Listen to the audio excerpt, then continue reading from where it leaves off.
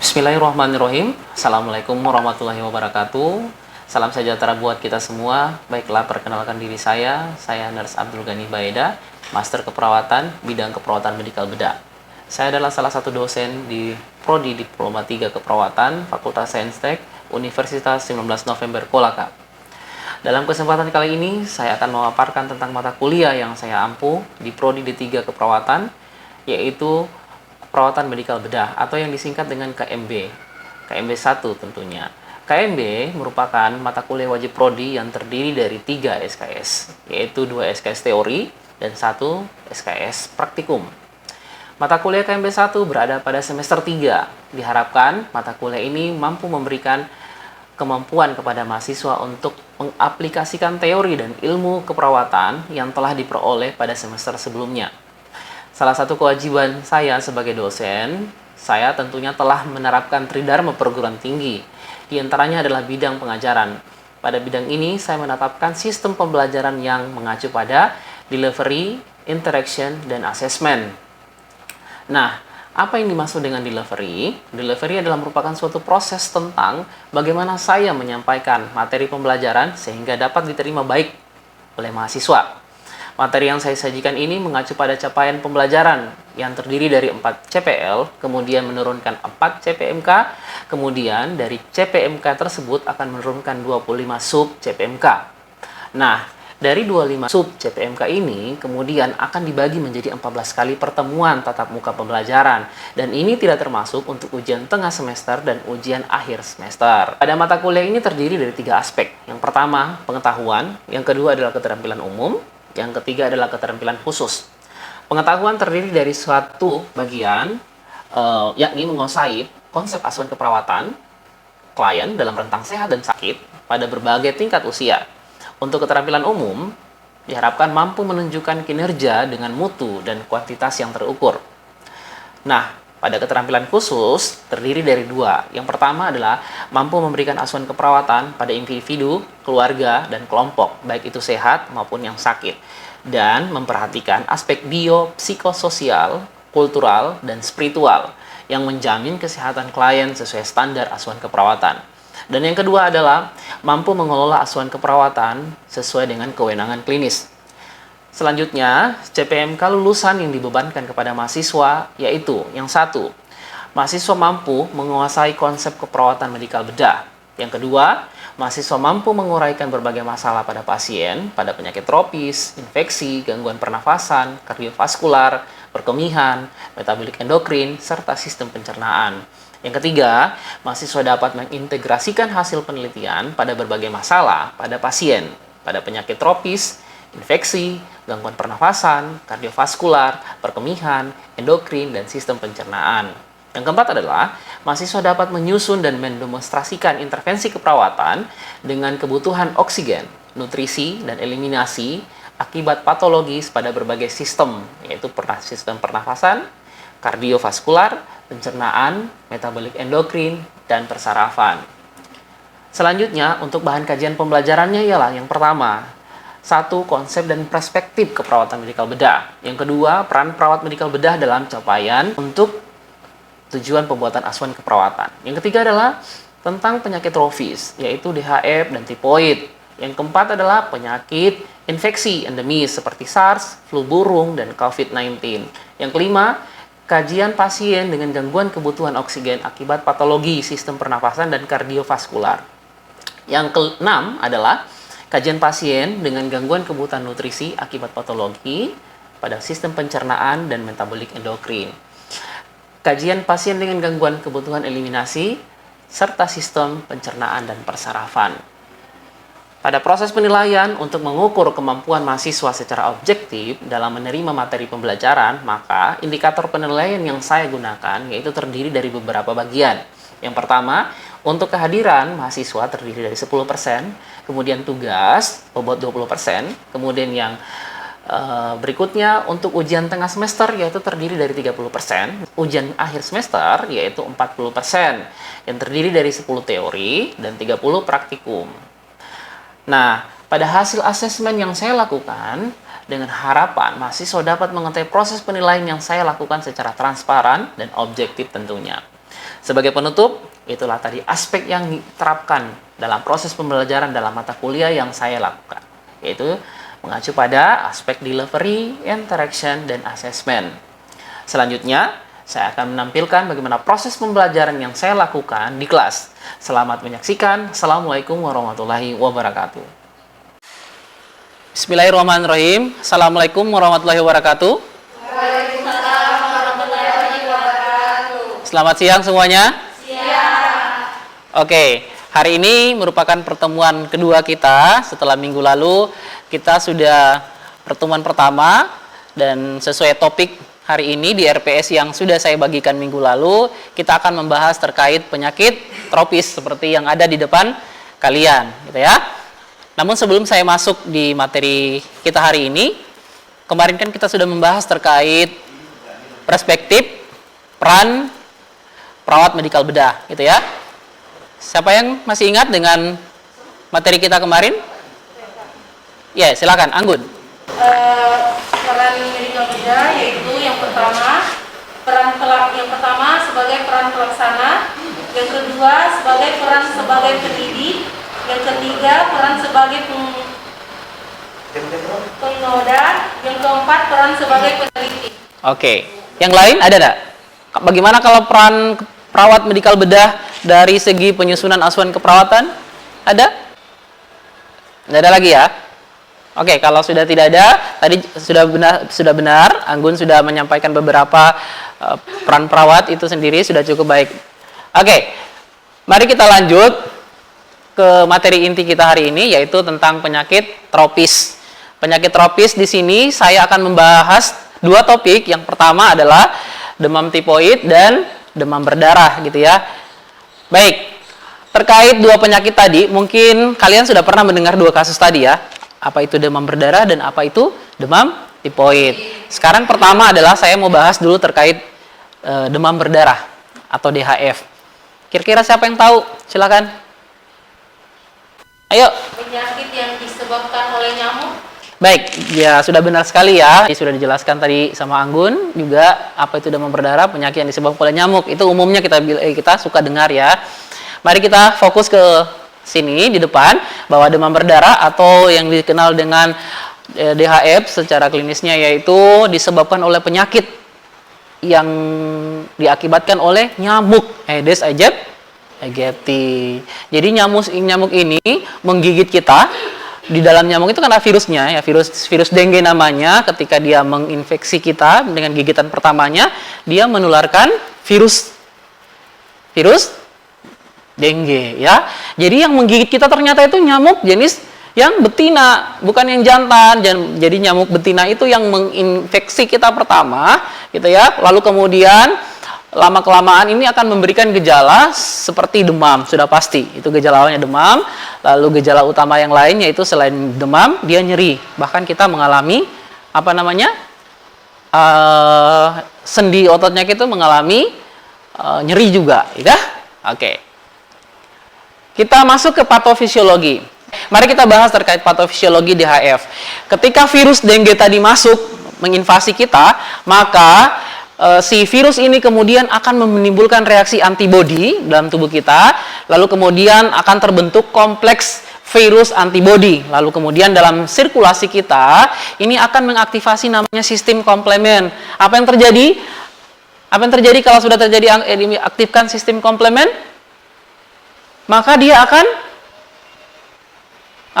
menimbulkan stimulasi dari si histamin ini, melepaskan histamin yang merupakan mediator yang kuat yang menyebabkan pembuluh darah terjadi permeabilitas, melebar pembuluh darahnya, sehingga apa yang terjadi kalau melebar pembuluh darah? Mudah terjadi penurunan volume plasma darah, gitu ya. Yang mengakibatkan dinding endotel semakin melebar, gitu ya. Jadi plasma darah semakin menurun. Kemudian apa yang terjadi? Akan ditemui terjadinya trombositopeni. Trombositopeni, lalu apa lagi yang terjadi? Akan terbentuknya fibrinogen, gitu, protrombin dan lain-lain.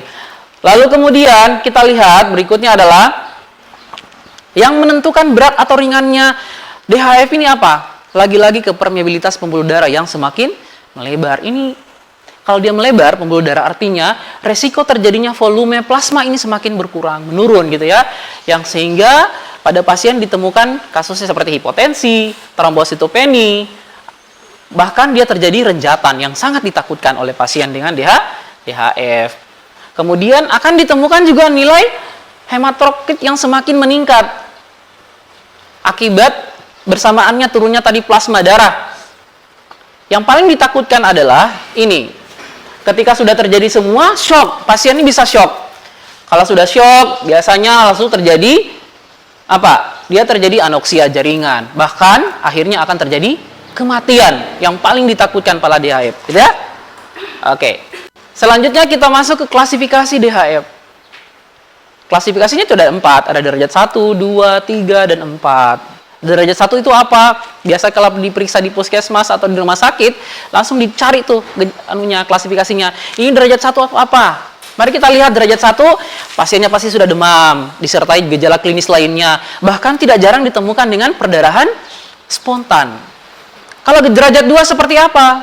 Derajat 2 yaitu tadi derajat 1 ditambah dengan perdarahan spontan di kulit. Biasanya bahkan ditemukan dengan epitaksis, perdarahan di hidung, melena, hematemesis.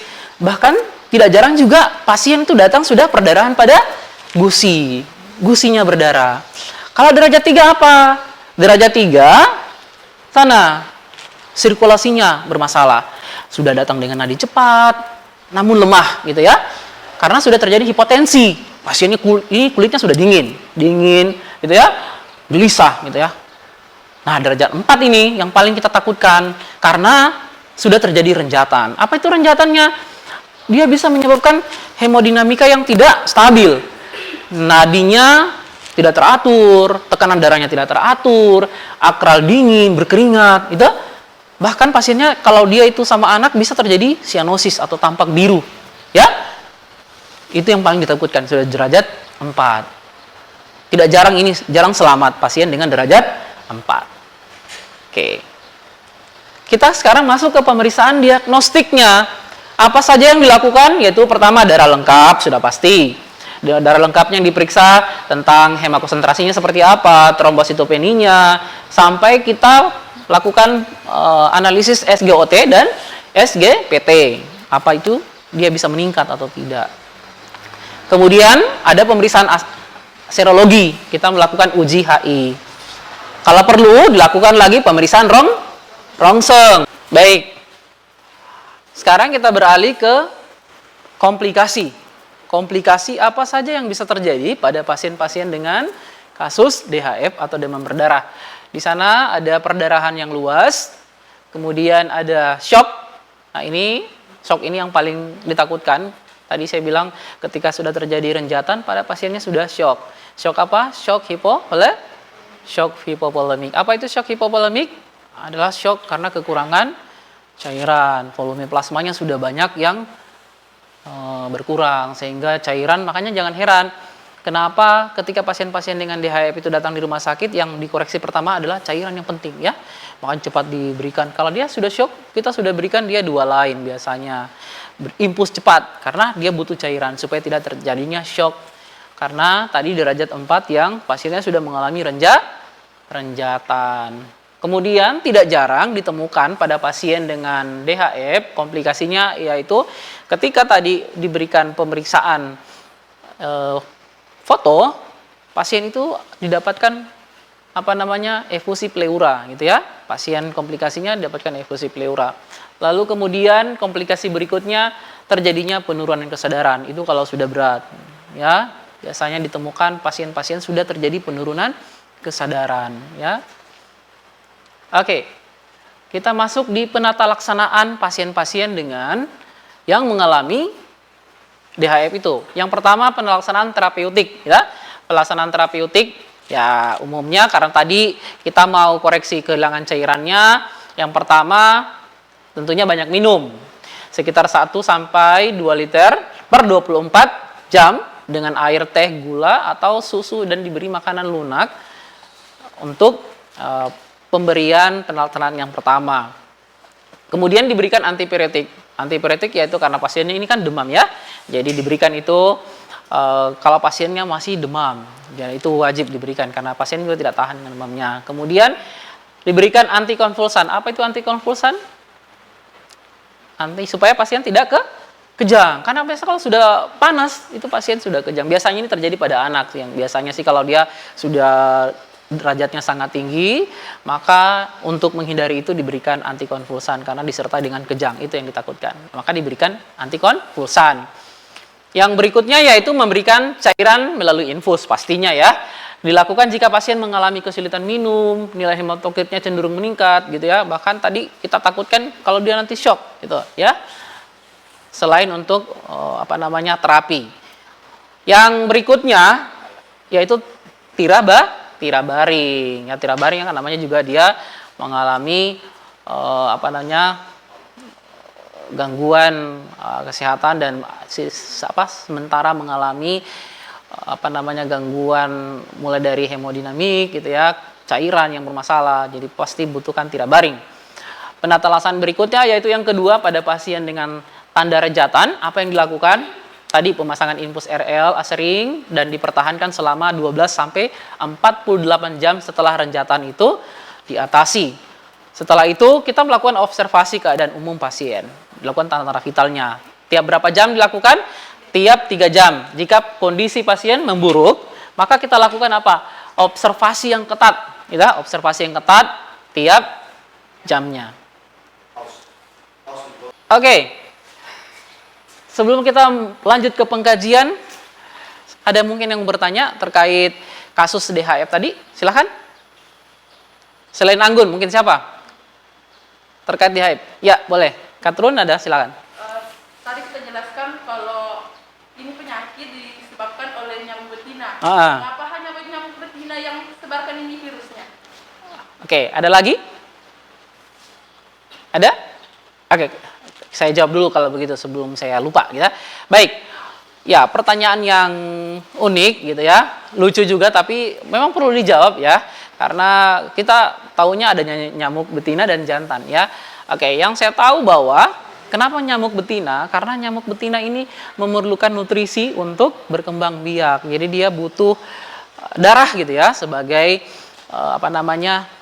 makanannya untuk dia berkembang biak, perlu berkembang biak.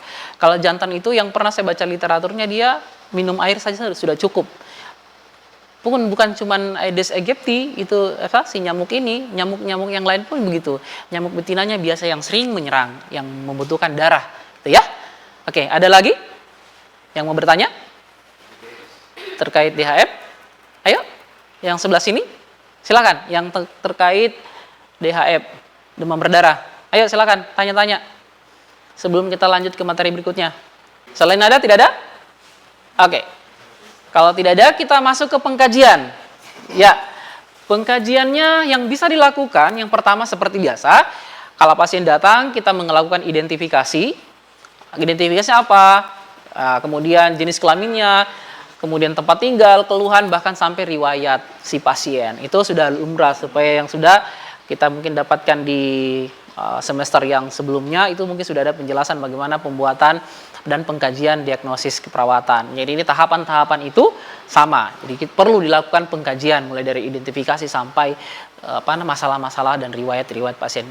Karena dibutuhkan untuk data kita ya, untuk mengangkat suatu masalah keperawatan. Baik. Apa saja diagnosis keperawatan yang bisa muncul? Ya, diagnosis keperawatan yang biasa muncul yaitu yang pertama pastinya defisit volume cairan berhubungan dengan peningkatan permeabilitas kapiler tadi ya. Kemudian ada ketidakseimbangan nutrisi. Kemudian bisa kita angkat terkait kasus hipertermi. Kemudian nyeri akut gitu ya. Sampai dengan ketidakefektifan perfusi jaringan perifer berhubungan dengan perdarahan yang tadi ya. Oke. Itu tadi materi kita yang terkait kasus pertama yang DHF. Kasus kedua, kalau tidak ada pertanyaan lagi, kita lanjut saja ya. Yang kasus kedua. Kasus kedua kita bahas terkait penyakit apa? Tipoid. Siapa yang tahu tipoid itu apa? Bahasa masyarakatnya kita tipoid apa? Apa? Tipes. Apa lagi? Ada yang lain? Tidak ada yang tahu? Tipes ya? Ya, apa itu tipes? Kita lihat dulu. Nama lain tipes, bisa orang bilang tipes abdominalis, gitu, typhoid fever, kemudian enteric fever. Kenapa fever? Ya karena dia ciri khasnya demam yang memanjang, gitu ya. Dia demam memanjang. Penyakit infeksi akut, gitu ya, yang biasanya mengenai saluran cerna. Jadi dia disebabkan oleh bakteri atau virus?